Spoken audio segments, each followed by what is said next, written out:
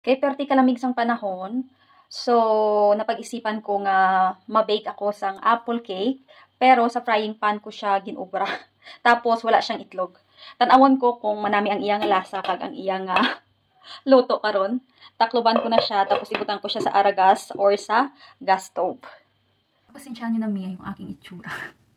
Kasi hindi talaga ako nag-aayos dito sa bahay namin pag nandito lang. Pero pag umaalis, of course, mag-aayos tayo.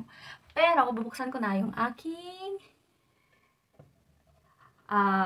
cake na ginawa through frying pan. Titingnan natin kung kuha na siya, kung luto na ba. And, luto na! Titingnan natin kung masarap. Ito na siya mga mi, pero batok lang siya.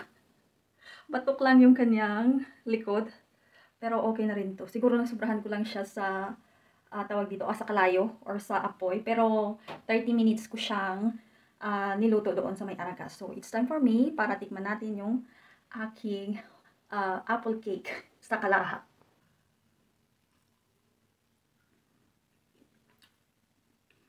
Namit siya mga mi, kaso nga lang nabatok. First time gumawa ng ganito, pero batok pa siya. Pero namit.